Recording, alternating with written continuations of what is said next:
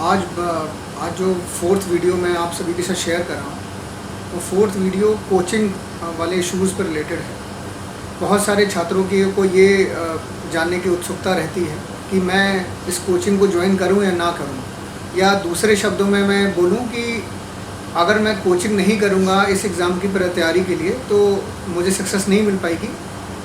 तो हमारा जो ये वीडियो है वो इस बात पर आधारित रहेगा कि आपको इस एग्ज़ाम में कोचिंग की कितनी ज़रूरत है, और अगर आप कोचिंग करते हैं तो कोचिंग का सिलेक्शन आपका कैसा हो, आप कोचिंग में जाते हैं तो कोचिंग का आप ज़्यादा से ज़्यादा फ़ायदा कैसे ले सकें। और कोचिंग का एक मतलब ये भी है कि जो पेड कोचिंग जो चलती हैं या ऑनलाइन क्लासेस चलती हैं वो है, उसके अलावा अगर आपको किसी भी प्रकार से कोई गाइडेंस मिलता है उसको भी मैं कोचिंग का पार्ट मानता हूँ। कोई व्यक्ति अगर आपको कोच कर रहा है तो आप इस प्रकार से आपको एक डायरेक्शन मिला हुआ है तो आप उसके अंदर काम कर रहे हैं। जो सिविल सर्विसेज का एग्ज़ाम है, आप जानते हैं जो सिविल सेवा की परीक्षा होती है वो व्यक्ति के 360 डिग्री में व्यक्ति को टेस्ट करती है। उस छात्र के जो उसकी बौद्धिक क्षमता का, उसके ज्ञान को, उसने जो परिश्रम किया है, सभी आयामों पे उसे टेस्ट करती है। तो हमें इस बात को समझना बहुत ज़रूरी है कि जब सिलेबस बहुत वास्ट हो, जब आपको इतनी ज़्यादा पढ़ाई करनी हो, तब आपको ये प्रश्न उठता है कि मैं क्या पढ़ूँ क्या ना पढ़ूँ। तो कोचिंग का जो मेन रिलेशन होता है वो इसी से स्टार्ट होता है, किसी कोच का, कि वो आपको ये गाइड कर पाए कि ये बिंदु महत्वपूर्ण है और ये बिंदु महत्वपूर्ण नहीं है। आपको आपको डायरेक्शन देने वाला व्यक्ति चाहिए कि आप इतनी वास्ट जो आपके सामने जो ढेर लगा हुआ किताबों का या इन्फॉर्मेशन का, उस इन्फॉर्मेशन की चकाचौंध में आप अपना डायरेक्शन ना भूलें। इसलिए कोचिंग इंपॉर्टेंट है। बेसिकली कोचिंग में जो टीचर्स रहते हैं वो 10, 15, 20 साल से पढ़ा रहे होते हैं, उनके पूरे पैटर्न की उनको जानकारी होती है। उसमें जो बच्चे आते हैं, कई लोग सक्सेसफुल होते हैं, लेकिन फिर मैं बोलूँगा कि जो दिल्ली में या आपकी कैपिटल सिटीज़ में जो कोचिंग है वो बहुत कॉस्टली है। और ये कहना भी सही नहीं है कि केवल कोचिंग से सफलता मिलती है। अगर कोई व्यक्ति है जिसको जो दिल्ली में है या किसी कैपिटल सिटी में है, फाइनेंशियल कंडीशन ठीक है और उसको कोई गाइड नहीं मिल पा रहा है, तो कोचिंग को ज्वाइन करता है तो उसका कोई नुकसान नहीं है। लेकिन कोचिंग ऐसा नहीं है कि कोचिंग के बिना आपको सफलता मिल नहीं सकती। अगर आपके बेसिक्स स्ट्रॉन्ग है तो आपको सफलता ज़रूर मिलेगी। इसमें 2-3 चीज़ें महत्वपूर्ण हो जाती हैं।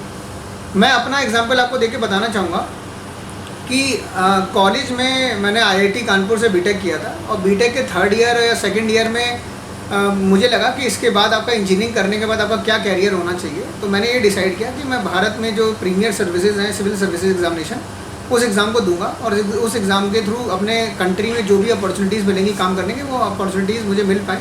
इसके लिए मैंने तैयारी करना शुरू किया।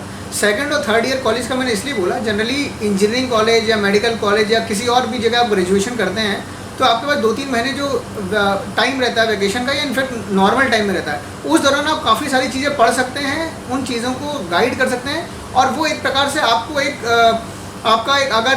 अगर आप माने कि आपको एक कॉन्फिडेंस भी देता है, क्योंकि आपको एग्ज़ाम तो देना होता है। जब आप ग्रेजुएशन एग्ज़ाम दे देते हैं उसके बाद है, सिविल सर्विसेज में एग्ज़ाम देने के लिए व्यक्ति को ग्रेजुएट होना आवश्यक है।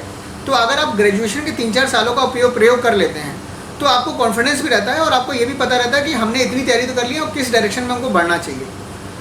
तो जो आज मैं आपको जो ध्यान से 4 बातें बताऊंगा, इन 4 बातों का आप ध्यान देंगे तो आपको आई थिंक अच्छा लगेगा। सबसे पहले, किसी भी एग्ज़ाम की आप तैयारी कर रहे हो, किसी भी एग्ज़ाम की, सिविल सर्विसेज की हम बात कर रहे हैं, पहला ये है कि उस एग्ज़ाम का सिलेबस आपके सामने होना चाहिए। जैसे अगर सिविल सर्विसेज तो इंडिया एंड द वर्ल्ड है, नेशनल इशूज़ हैं, इंटरनेशनल इशूज़ हैं, जो जनरल स्टडीज़ के विभिन्न साइंस एंड टेक्नोलॉजीज़ वाले इशूज़ हैं। अगर आप उस सिलेबस का एक शब्द को पढ़ेंगे तो आपको पता चलेगा कि जो यूनियन पब्लिक सर्विस कमीशन है वो क्या चीज़ें टेस्ट करना चाहती हैं। आप जिस गेम में जीतना चाहते हैं उस गेम के बेसिक रूल्स क्या हैं, उसके बेसिक रूल्स सिलेबस में दिए हुए हैं कि ये चीज़ें पढ़नी है, ये चीज़ें नहीं पढ़नी है। दूसरी चीज़ें, वो जो सिविल सेवा की परीक्षा है उस परीक्षा में किस प्रकार का प्रश्न पत्र आता है, तो वो आपको कैसे पता चलेगा। पुराने 10 सालों के प्रश्न पत्रों को आप ले लें तैयारी करने से पूर्व, और उनमें से आप केवल प्रश्नों को पढ़ डालिए।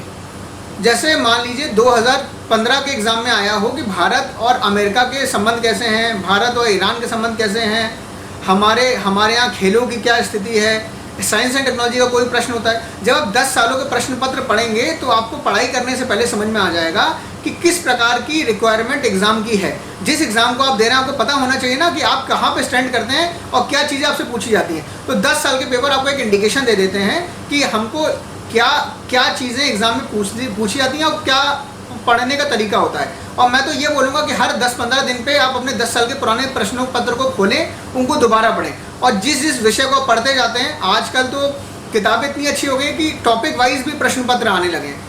फ़ायदा ये होगा कि अगर आप भारत का संविधान पढ़ रहे हैं तो संविधान के विषय में पिछले 10 सालों में जो 15-20 सवाल पूछे गए, अगर आप उनको पढ़ेंगे, उनका नेचर ऑफ क्वेश्चन देखेंगे, तो आपको ये पता चल जाएगा कि आपको जब टॉपिक पढ़ रहे हैं किन बातों को ध्यान से पढ़ना है, किन बातों को ध्यान से नहीं पढ़ना है। तो पहली बात मैंने आपको बताई कि आपका सिलेबस इंपॉर्टेंट है। दूसरा मैंने आपको बताया कि पुराने 10-15 सालों में जो क्वेश्चन पेपर है उसमें आपको देखना चाहिए। तीसरी जो बात महत्वपूर्ण है, हर व्यक्ति ने किसी न किसी कॉलेज से पढ़ाई की है, उसके आसपास के नेबर में, तो आपके नेबरहुड, आपका कॉलेज या आपके ऐसे कोई जान पहचान वाले हों जिन्होंने पिछले 2-3 सालों में सिविल सर्विसेज की परीक्षा उत्तीर्ण की है, उनसे आप कोशिश करें, आप उनसे मिलने का समय मांगें, उनसे मिल लें, बात कर लें। और उससे क्या फ़ायदा होता है कि कोई भी व्यक्ति जिसने एग्ज़ाम को दिया हुआ है, वो व्यक्ति अगर आपको बताएगा फर्स्ट हैंड कि उसने कैसी तैयारी की, कौन सी कोचिंग ज्वाइन की, कौन सी किताबें पढ़ी, तो आपको फर्स्ट हैंड एक आइडिया लगता है। इनफैक्ट मेरा जो आप लोगों के साथ वीडियो शेयर करने का जो उद्देश्य है, वो मेन उद्देश्य ये है कि जिन लोगों को गाइडेंस की समस्या रहती है उनको एक बेसिक मिनिमम गाइडेंस मिल सके और गाइडेंस के अभाव में वो अपने लक्ष्य से ना चुकें। और जो चौथा है वो पॉइंट है, आपका ऐसा ग्रुप होना चाहिए 3-4 दोस्तों का जिनकी जो पढ़ने में होशियार हों, जो मेहनत करने में हो, और जिनका लक्ष्य भी वही हो जो सिविल सर्विसेज का है, और वो फोकस्ड लोग हों, और जो वो आपके कॉलेज के फ्रेंड्स हो सकते हैं, आपके स्कूल के फ्रेंड्स हो सकते हैं, और जो सिविल सेवा की तैयारी कर रहे हैं। फ़ायदा ये होता है कि अगर 3-4 लोग करते हैं तो अगर आपको कोई डाउट डिफिकल्टी आए तो आप उस आदमी से कंसंट्रेट कर सकते हैं। बेसिकली ये 4 चीज़ें ऐसी हैं जिसके लिए एक बेसिक कोचिंग के टीचर की ज़रूरत होती है। आप जब किसी कोचिंग में जाते हैं तो आपको टॉपिक वाइज आपको नोट्स लिखवा देगा, आपको डिक्टेट कर देगा, आपका टेस्ट ले लेगा, तो बेसिकली आपको ये पता चल जाएगा आप कहाँ पे आपको बेसिक मटेरियल देते हैं, आपको बहुत खोजने की ज़रूरत नहीं है, आपको रेडीमेड मटेरियल मिल गया। लेकिन मैंने जो आपको चारों चीज़ें बताई हैं, आपका सिलेबस, आप जो पुराने क्वेश्चन पेपर्स, आपके सीनियर से बात करना, आपके फ्रेंड से बात करना जो तैयारी करना है, तो आपको काफ़ी कुछ उस डायरेक्शन को आप पा सकते हैं। क्योंकि जो इस वीडियो को बहुत सारे छात्र देख रहे हैं, बहुत सारे छात्र तो ऐसे होंगे जो बड़े शहरों के होंगे, लेकिन कुछ ऐसे छात्र होंगे जो आदिवासी क्षेत्रों में आते होंगे, कुछ ऐसे छात्र होंगे जो बहुत रिमोट डिस्ट्रिक्ट्स में आते होंगे, तो हो सकता है उनके लिए संभव ना कोचिंग ज्वाइन करना पाना, इसलिए मैंने एक बेसिक आपको बता दिया। और आजकल तो बहुत सारे बच्चों के नोट्स भी अवेलेबल रहते हैं, अगर आप नोट्स को ले लेंगे तो आपको एक बेसिक मिनिमम आइडिया लग जाएगा। मैंने कॉलेज के फाइनल ईयर के साथ अपना अटैम्प्ट दिया था, उस अटैम्प्ट के साथ मैं फाइनल मेरा सिलेक्शन नहीं हो पाया था, लेकिन उस साल मैंने कोचिंग मैंने उस समय मैंने ज्योग्राफी सिलेबस लिया था, और मैं लकी तक मुझे एक अच्छे टीचर मिले तो मैंने ज्योग्राफी की कोचिंग ज्वाइन कर ली थी, जिसका मुझे लाभ भी मिला था। वहाँ से मुझे काफ़ी गाइडेंस भी मिल गया था, तो मैंने ज्वाइन किया है। लेकिन मेरे ऐसे बहुत सारे मित्र हैं जिन्होंने कोचिंग ज्वाइन नहीं की है और उनको भी उतनी सक्सेस मिली है। और बल्कि मैं आपको अपनी तैयारी के बारे में एक चीज़ और बताना चाहूँगा। मैंने जब कोचिंग 3 महीने की रहती है, तो 3 महीने की कोचिंग के बाद मैं लखनऊ में अपने घर पे पेरेंट्स के पास रहा था। पेरेंट्स के पास रहने से फ़ायदा ये रहता है कि आपको घर की समस्या नहीं होती है, आपको खाने पीने की चिंता नहीं करनी पड़ती है। लखनऊ एक ठीक ठाक बड़ा शहर था, आपको किताबें मिल जाती थी, आपको न्यूज़पेपर मिल जाता था।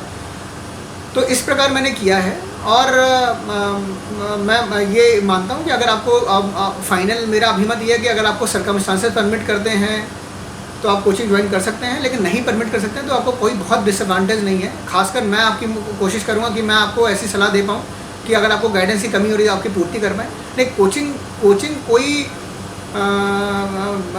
ऐसा नहीं है कि कोई शॉर्टकट सक्सेस है तो सक्सेस मिल जाएगी। कोचिंगों में आजकल एक क्लास में 200 से 300 बच्चे पढ़ते हैं। ऑनलाइन क्लासेस में वो कंसंट्रेशन लेवल नहीं रहता है। तो आप कोचिंग ज्वाइन करें तभी भी आपको इन चारों बातों को फॉलो करना चाहिए। आपको सिलेबस को देखना चाहिए, आपको पुराने पेपर्स को देखना चाहिए, टीचर जो बात पढ़ाना चाहते हैं कल उस टॉपिक को पढ़ के जाइए, सो दैट आपको चीज़ें पता रहें। आपको ये भी पता रहेगा, बेसिकली टीचर बहुत सारा कंटेंट डिक्टेट करते हैं, लेकिन आप नोट्स में उन्हीं चीज़ों को लिख पाते हैं जो जितनी आपकी स्पीड होती है, जिन चीज़ों के बारे में आपको सुना रहता है।